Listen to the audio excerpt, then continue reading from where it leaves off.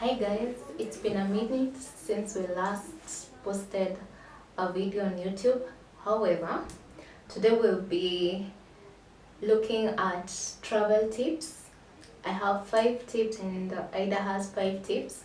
And my first tip would be do not be afraid to check your map, either printed or Google Map, because it's not an offense to do so. Instead of getting lost, you'd rather check up your map to direct you to the place you are visiting, the place you're going.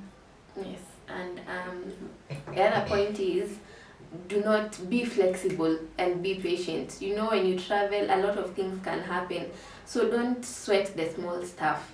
Just go with the flow. Don't let a small mistake ruin your whole trip, because remember you had planned to enjoy your trip, so make sure you do, no matter what. Like if a flight delays, don't let that ruin your whole vacation. Make sure you still enjoy it, and as long as you get to your destination, it's fine. Yeah. Then my second tip would be don't be afraid to purposefully get lost.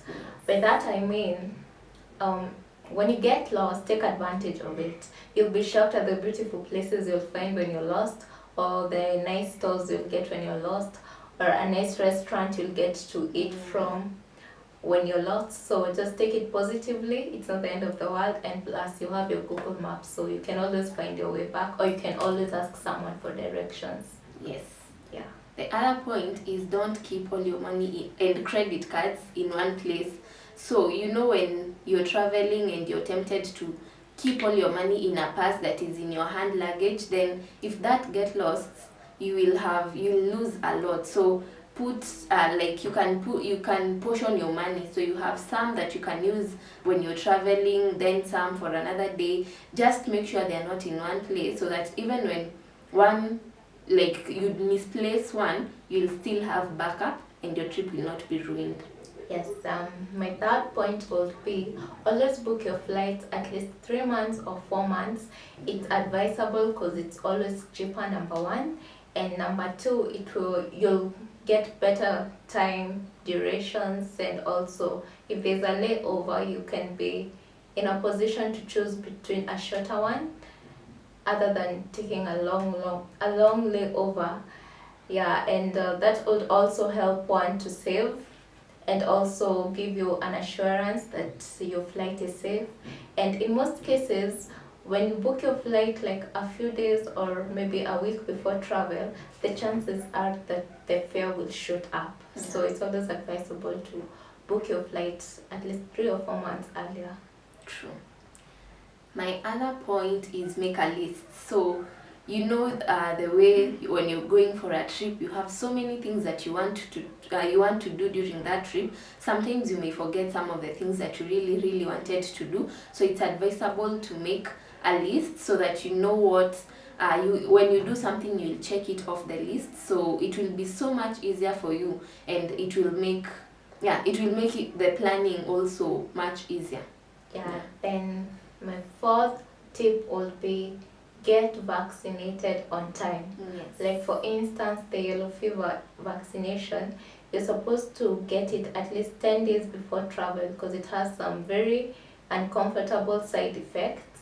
So in some cases you may get vaccinated, then you travel, then after that you start having side effects when in your destination, and in most cases it will be worse than when you're home, because of the change of climate. Maybe the weather pattern is different from ours, so it's always advisable get vaccinated on time before your date of travel.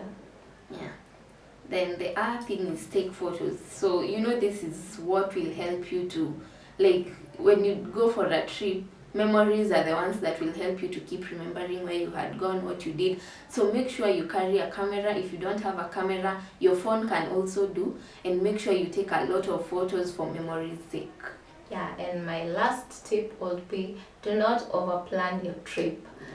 You don't have to go by the book. Let things flow as you enjoy your new destination, and this will help you in so many ways, such that if you have maybe a little hitches there, you will be able to at least eliminate them and have a positive view over whatever has happened. So don't overplan your trip, let things flow, and you will enjoy it even much more.